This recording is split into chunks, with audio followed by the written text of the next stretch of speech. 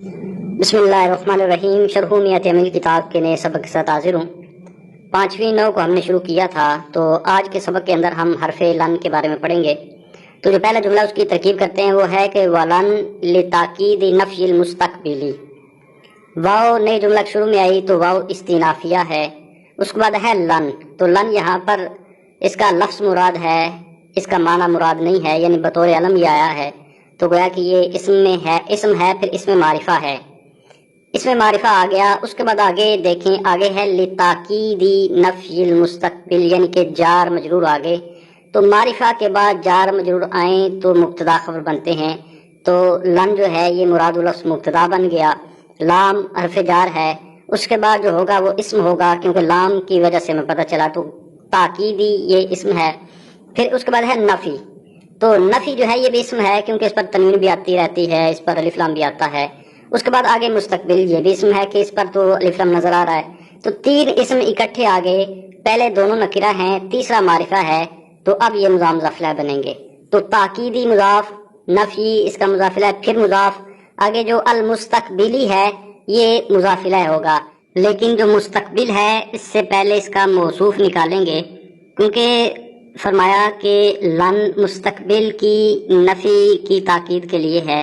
تو مستقبل کیا ہے؟ وہ مستقبل یعنی کہ فعل مستقبل کی نفی کی تاکید کے لیے ہے، تو اس لیے اس کا موصوف جو ہے وہ یہاں پر معذوف ہے۔ ایسا اکثر ہوتا رہتا ہے کہ موصوف معذوف ہوتا ہے اور صفت جو ہے اس کی جگہ پر ہوتی ہے، تو یہاں پر اس کا موصوف الفعل جو ہے وہ معذوف ہے، تو الفعل موصوف اور المستقبل اس کی صفت ہے، تو یہ موصوف صفت مل کر یہ پھر نفی مضاف کا مضاف الیہ ہوں گے، پھر یہ مضاف مضاف الیہ مل کر تاکیدی مضاف کا مضاف الیہ ہو جائیں گے، پھر یہ مضاف مضاف الیہ مل کر لام جار کا مجرور، جار مجرور مل کر اب ظرف مسکر متعلق ہوں گے ثابتۃن کے۔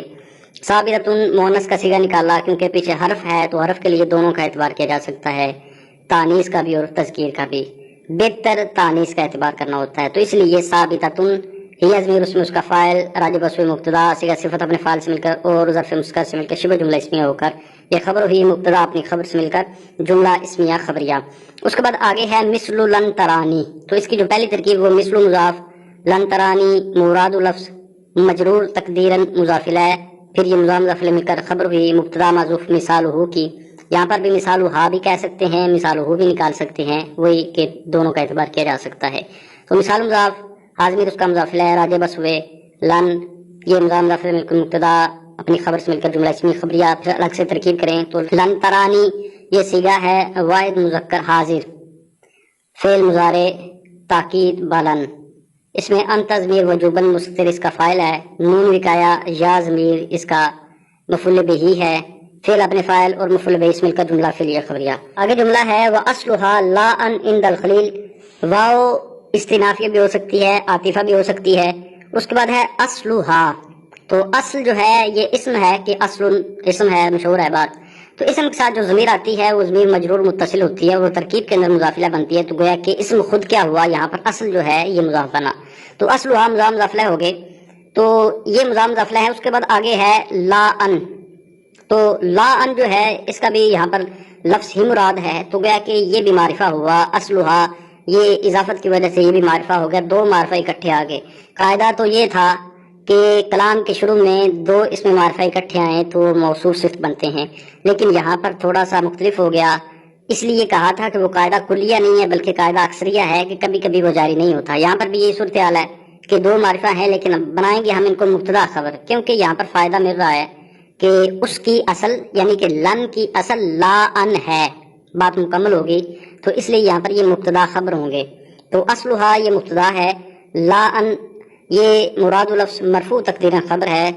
تو مبتدا خبر مل کر جملہ اسمیہ خبریہ اس کو الگ سے بنا دیں تب بھی، اور عند الخلیل کا بھی اس جملہ کے ساتھ تعلق کیا جا سکتا ہے کہ عند الخلیل یہ مضاف مضاف الیہ مل کر یہ مفعول فی بن سکتا ہے کہ مبتدا اور خبر کے درمیان جو نسبت ہوتی ہے، نسبت حکمیہ، اس سے یہ مفعول فی بن سکتا ہے، یعنی اس کو کہتے ہیں کہ نسبت کا یہ ظرف ہے، تو اگر اس طرح اس کی ترکیب کے ساتھ ملا لیا جائے تو پھر مبتدا اپنی خبر اور نسبت کے ظرف سے مل کر یہ جملہ اسمیہ خبریہ ہوا۔ اس کے علاوہ عند الخلیل کی ترکیب الگ سے بھی کی جا سکتی ہے کہ عند الخلیل جو ہے اس کو مضاف مضاف الیہ کر کے اس کو مفعول فی بنائیں، یہ ثابتن کے لیے، تو وہ پھر شبہ جملہ اسمی ہو کر اس کو خبر بنائیں اور اس کا جو مبتدا ہے وہ الگ سے نکال لیا جائے ہاذا، تو ہاذا عند الخلیل، تو یہ پھر الگ سے جملہ اسمیہ ہو جائے گا۔ اس کے بعد آگے جملہ ہے فحذفت الحمزۃ تخفیفا، تو اس میں جو فا ہے یہ تفصیل کے لیے ہے۔ اس کے بعد حذفت، یہ حذفت ماضی مجہول کا صیغہ ہے، صیغہ واحد مؤنث غائب، تو اس کا نائب فعل اندر بھی ہو سکتا ہے باہر بھی ہو سکتا ہے، تو یہاں پر اس کا نائب فعل باہر ہے اور وہ ہے الحمزۃ، تو الحمزۃ اس کا نائب فعل ہو گیا۔ اس کے بعد ہے تخفیفاً، تو تخفیفاً جو ہے یہ پڑھنے سے ہمیں پتہ چل رہا ہے، اس کو لکھنے سے ہی ہمیں پتہ چل رہا ہے کہ یہ منصوب ہے، اور پھر تخفیفاً پر تنوین بھی ہے، پتہ چلا کہ یہ اسم ہے۔ پھر اب دیکھنا ہے کہ اس کا وزن کیا ہے، تو تفعیل کا اس کا وزن ہے، تو گویا کہ یہ بھی پتہ چل گیا کہ یہ اس میں مصدر ہے، یعنی کہ یہ مصدر کا وزن ہے، مصدر ہوا۔ تو مصدر جو ہوتا ہے وہ ترکیب میں اکثر طور پر وہ مفعول مطلق بنتا ہے، تو یہاں پر کیا ہم اس کو مفعول مطلق بنا سکتے ہیں، تو پیچھے جو فعل موجود ہے وہ حذفت ہے، تو اس کے یہ ہم معنی نہیں ہے،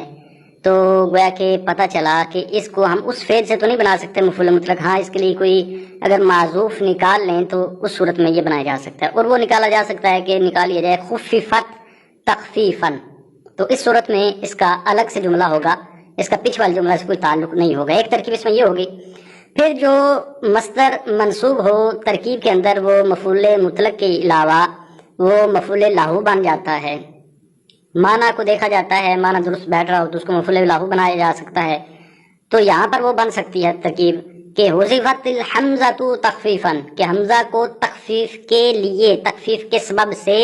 حذف کیا گیا، تو اس کو مفعول لاہو بنائیں، تو پھر اس کا تعلق پیچھے والے جملہ سے ہوگا کہ حذفت فعل اپنے نائب فاعل اور مفعول لاہو سے مل کر جملہ فعلیہ خبریہ ہوا۔ اس کے علاوہ جو مصدر ہوتا ہے وہ ترکیب میں تیسری چیز بھی بن جاتا ہوتا ہے، وہ ہے تمیز، تو یہاں پر یہ اس کو بھی بنایا جا سکتا ہے کہ یہ تمیز نسبت ہوگا اس صورت میں کہ جملہ کے درمیان جو نسبت ہے اس نسبت سے یہ تمیز ہے، اس نسبت میں ابہام تھا، تو اس ابہام کو دور کرنے کے لیے تخفیفاً کو لایا گیا کہ حمزہ کو حذف کیا گیا، ابہام تھا کیوں حذف کیا گیا، تو اس کا آگے تخفیفاً کہہ کر جواب دے دیا کہ تخفیف کے لیے اس کو حذف کیا گیا، تو یعنی کہ اس میں تین ترکیبیں ہو سکتی ہیں، تو تیسری کے مطابق مکمل ترکیب یوں ہو جائے گی کہ حذفت فعل اپنے نائب فعل اور تمیز نسبت سے مل کر جملہ فعلیہ خبریہ ہوا۔ آگے جملہ ہے فصارت لان، اس میں جو فا ہے اس کو فا عاطفہ برائے تفریح بھی بنا سکتے ہیں اور اس کو فا عاطفہ برائے نتیجیہ بھی بنا سکتے ہیں، اس کے علاوہ اس فا کو فصیحہ بھی بنا سکتے ہیں، تو اس فا کو ہم پہلی صورت میں لیتے ہیں، فا عاطفہ ہے اور برائے تفریح ہے، فا نتیجیہ ہو یا فا تفریح ہو اس صورت میں کچھ عبارت معذوف نہیں نکالنی پڑے گی، لیکن جب ہم اس کو فا فصیحہ مانیں گے تو اس کی شرط معذوف ماننی پڑے گی۔ اس کے بعد ہے سارت، تو سارت یہ فعل ماضی کا صیغہ ہے، صیغہ واحد مؤنث غائب، اور یہ فعل ہے افعال ناقصہ میں سے، اس میں یہ ضمیر اس کا اسم ہے جو لوٹ رہی ہے لا ان کی طرف۔ اس کے بعد لان جو ہے اس میں الف بھی ساکن ہے، نون بھی ساکن ہے، یہ ہے منصوب تقدیراً اور فعل ناقص کی یہ خبر ہے، تو سارت فعل ناقص اپنے اسم اور خبر سے مل کر جملہ فعلیہ خبریہ معطوفہ نتیجیہ ہوا یا معطوفہ تفریعیہ ہوا، یا پھر یہ جزا ہوئی اور اس کی جو شرط ہے وہ معذوف ہے، اور وہ آسان جو نکال جاتی ہے کہ اذا کان الامر کذالک وہ نکال سکتے ہیں، یا یہاں پر پیچھے والے جو جملہ ہے اس کے ہم معنی نکالی جا سکتی ہے کہ اذا حذفت الحمزۃ فصارت لان، پھر وہ شرط اپنی جزا سے مل کر جملہ شرطیہ ہو جائے گا۔ اس کے بعد آگے جملہ ہے ثم حذفت الالف لالتقاء الساکنین، ثم حرف عطف ہے، اس کے بعد حذفت یہ ماضی مجہول کا صیغہ واحد مؤنث غائب، الف جو ہے الالف یہ اس کا نائب فاعل ہے، اس کے بعد آگے لام جارہ ہے، التقائی یہ مصدر ہے مضاف، اس کے بعد الساکنین یہ اس کا مضاف الیہ ہے، تو التقاء مضاف اپنے مضاف الیہ سے مل کر یہ لام جار کا مجرور ہوا، جار مجرور مل کر یہ ظرف لغو ہوئے، تو حذفت فعل اپنے نائب فاعل اور ظرف لغو سے مل کر جملہ فعلیہ خبریہ معطوفہ ہوا۔ اس کے بعد آگے جملہ ہے فباقیت لن، اس میں جو فا ہے اس میں بھی وہی سارے احتمال ہیں جو فصارت لان کی فا میں تھے۔ باقیت صیغہ واحد مؤنث غائب فعل ماضی معروف ثلاثی مجرد ناقص یائی، اس میں فاعل اندر بھی ہو سکتا ہے اور باہر بھی ہو سکتا ہے، تو اس کا فاعل جو ہے وہ آگے ہے لن، یہ لن مرفوع تقدیر اس کا فاعل ہے، تو باقیت فعل اپنے فاعل سے مل کر جملہ فعلیہ خبریہ ہوا۔ اب آج کے سبق کے اندر جو مسئلہ بیان ہے اس کو پڑھتے ہیں۔ تو 5ویں نوع کو ہم نے شروع کیا ہوا ہے جو کہ ایسے حروف کے بیان میں ہے جو فعل مضارع کو نصب دیتے ہیں۔ تو پہلے ہم نے حرف ان کو پڑھا تھا جو کہ حروف ناصبہ میں اصل ہے، اسی وجہ سے اس کو مقدم کیا گیا، اور جو باقی حروف ہیں یعنی لن، کئی اور اذن، یہ نصب تو دیتے ہیں لیکن یہ اس کے ساتھ مشابہت کی وجہ سے عمل کرتے ہیں، یا پھر ان کے بعد ان مقدر ہوتا ہے، یعنی کہ اس میں اختلاف ہے۔ جمہور کا مطلب یہ ہے کہ یہ ان کے ساتھ ان کی مشابہت ہے، اس وجہ سے یہ نصب دے رہے ہیں، اور خلیل کا مطلب یہ ہے کہ ان کے بعد ان مقدر ہوتا ہے جو کہ ان ہی آگے نصب دیتا ہے۔ تو اس کے بعد ان حروف میں جو دوسرا حرف تھا لن، اس کا بیان آج کے سبق کے اندر ہم نے پڑھا۔ تو لن کو مؤخر اس لیے کیا ان پر کیونکہ ان اصل ہے، اور اصل جو ہوتا ہے اس کو مقدم کیا جاتا ہے، تو اس وجہ سے ان کو مقدم کیا اور اس کے بعد لن لے آئے۔ اب پھر سوال ہے کہ کئی سے پہلے لن کو کیوں لے کر آئے؟ کوئی اور بھی تو لایا جا سکتا تھا دوسرے نمبر پر۔ تو اس کا جواب یہ ہے کہ لن جو ہے اس کی مشابہت میں کسی کا اختلاف نہیں ہے کہ اس کی ان کے ساتھ مشابہت ہے، یعنی کہ استقبال والے معنی میں حروف کی مشابہت ان کے ساتھ باقی والے، لیکن جو کئی ہے اس میں آگے اختلاف ہے کہ اخفش کے نزدیک اس میں استقبال والا معنی نہیں ہے، تو اس وجہ سے اس میں اختلاف تھا تو اس کو مؤخر کر دیا اور لن کو اس پر مقدم کیا۔ پھر اس کے بعد فرمایا کہ لن جو ہے یہ مستقبل کی نفی کی تاکید کے لیے آتا ہے۔ تو اس لن کے معنی میں پھر 3 مذہب ہیں۔ ایک مذہب ہے معتزلہ کا، وہ کہتے ہیں کہ لن جو ہے یہ نفی کے ساتھ ساتھ تعبید کے لیے آتا ہے، یعنی کہ اس کی نفی کے اندر دوام ہوتا ہے۔ اور دوسرا مذہب اس میں ہے جس کو مصنف صاحب نے اختیار کیا کہ یہ لن جو ہے یہ نفی کے ساتھ ساتھ تاکید کے لیے بھی آتا ہے، یعنی نفی بھی کرتا ہے ساتھ تاکید بھی کر دیتا ہے۔ اور تیسرا مذہب اس میں ابن ہشام انصاری رحمۃ اللہ علیہ نے جو بیان کیا مغنی الربیب کے اندر، وہ کہتے ہیں کہ یہ لن جو ہے یہ مطلقاً نفی کرتا ہے، ساتھ نہ ہی تاکید کرتا ہے نہ یہ تعبید کرتا ہے۔ تو معتزلہ جو ہیں وہ یہ جو مذکورہ مثال ہے کہ لن ترانی، تو اس سے وہ یہ مسئلہ ثابت کرتے ہیں کہ اللہ تعالیٰ کی جو رؤیت ہے یہ نہ تو دنیا میں ممکن ہے اور نہ ہی آخرت میں ممکن ہے، کیونکہ وہ کہتے ہیں کہ لن جو ہے یہ نفی کے ساتھ ساتھ تعبید کے لیے بھی ہے، یعنی کہ اس میں دوام ہوتا ہے۔ لیکن ان کا یہ جو مذہب ہے یہ درست نہیں ہے، اہل حق نے ان کا رد کیا ہے اور بچند وجوہ ان کا رد کیا گیا ہے۔ ایک دلیل تو یہ دی جاتی ہے ان کے رد کے لیے کہ قرآن کریم میں سورہ یوسف کے اندر ہے کہ فلن ابرح الارض حتی یأذن لی ابی، کہ حضرت یعقوب علیہ السلام کے ایک بیٹے نے کہا کہ جب ان کے بھائی کو مصر کے اندر رکھ لیا گیا، انہوں نے کہا کہ میں یہاں سے نہ ٹلوں گا یہاں تک کہ میرے باپ مجھے اجازت دیں۔ تو اس آیت سے معتزلہ کا رد کیا جاتا ہے کہ اگر لن جو ہے یہ دوام ہو اس کے اندر، یعنی نفی کے ساتھ ساتھ یہ تعبید کے لیے بھی ہو، تو پھر یہ جو ان کا کلام ہے یہ درست نہیں رہتا، یعنی آیت کا شروع اور آخر جو ہے یہ آپس میں پھر ٹکرا جاتے ہیں کہ حتیٰ جو ہے انتہائی غائب کے لیے ہوتا ہے، یعنی پہلے حصے میں ہے کہ میں یہاں سے نہیں ہٹوں گا، اور دوسرے آیت کے دوسرا حصہ میں ہے کہ میں باپ کی اجازت سے ہٹ جاؤں گا، یعنی کہ اس میں آپس میں یہ دونوں منافی ہیں۔ تو اس وجہ سے علاق نے معتزلہ کا رد کر دیا کہ لن جو ہے یعنی نفی کے ساتھ ساتھ اس میں دوام نہیں ہوتا، کیونکہ یہ جو انتہائی غائب ہے یہ تعبید کے منافی ہے لیکن تاکید کے منافی نہیں ہے۔ ایک اور دلیل یہ دی جاتی ہے ان کے رد کے لیے کہ جب یہ دوام کے لیے ہے تو پھر اس سے یہ لازم آتا ہے کہ اس کی جو نفی ہے اس کو یوم کے ساتھ مقید نہ کیا جائے، حالانکہ قرآن کریم میں آیت ہے کہ فلن اکلم الیوم انسیہ، تو یہاں پر یہ جو لن بھی ہے اس کے باوجود آگے الیوم بھی آ گیا، تو گویا کہ دوام کو الیوم کے ساتھ مقید کیا جا رہا ہے، حالانکہ یہ ایسا تو درست نہیں ہو سکتا۔ تو اس سے یہ ثابت ہوا کہ اس کے اندر دوام نہیں ہے، یعنی کہ یہ تعبید کے لیے نہیں ہے۔ اس کے علاوہ ایک اور دلیل بھی دی جاتی ہے ان کے رد پر، وہ یہ ہے کہ اگر اس کے اندر تعبید ہے تو پھر یعنی کہ ایک بار صرف آئے گا تعبید کے لیے، حالانکہ قرآن کریم میں آیت ہے کہ وَلَن يَتَمَنَّوْهُ أَبَدًا، تو جب لن کے اندر ہی تعبید آ گئی تھی، دوام آ گیا تھا، تو پھر آگے سے ابداً ذکر کرنے کا کیا مقصد تھا، یعنی کہ پھر تو تکرار لازم آتا ہے۔ تو اس طرح کئی صورتوں سے کئی دلیلوں سے جو معتزلہ کا مذہب ہے اس کو رد کیا گیا، یہ ان کا مذہب تھا۔ پھر دوسرا جو اس میں مذہب ہے جس کو مصنف صاحب نے اختیار کیا وہ یہی ہے کہ لن جو ہے یہ نفی کے لیے آتا ہے، مستقبل کے نفی کے لیے اور تاکید کے ساتھ۔ تو اس کی مثال دی کہ لن ترانی، یعنی کہ تو ہرگز نہیں دیکھ سکے گا۔ علامہ زمخشری کا بھی یہی مذہب ہے، وہ کہتے ہیں کہ جب مطلقاً نفی کی ضرورت ہو تو اس وقت لا کے ساتھ کی جاتی ہے نفی، لیکن جب نفی کے ساتھ ساتھ تاکید کی بھی ضرورت ہو، یعنی تاکید بھی مقصود ہو، تو اس وقت لن کے ساتھ کی جاتی ہے۔ تو اسی مذہب کو پھر مصنف علیہ رحمہ نے اختیار کیا۔ تو اس میں پھر جو تیسرا مذہب ہے وہ مغنی اللبیب کے اندر ابن شام انصاری رحمۃ اللہ علیہ نے ذکر کیا۔ وہ کہتے ہیں کہ یہ لن جو ہے یہ برائے استقبال ہے اور اس میں تعبید اور تاکید نہیں ہے۔ اس کے بعد پھر لن کی اصل کے حوالے سے بھی آگے اختلاف ہے کافی۔ تو لن کی اصل کے حوالے سے اس میں 3 مذہب ہے۔ اس میں جو جمہور کا مذہب ہے اور سیبویہ کا مذہب یہ ہے کہ لن اپنی اصل پر ہے، اس میں کوئی تبدیلی نہیں ہوئی۔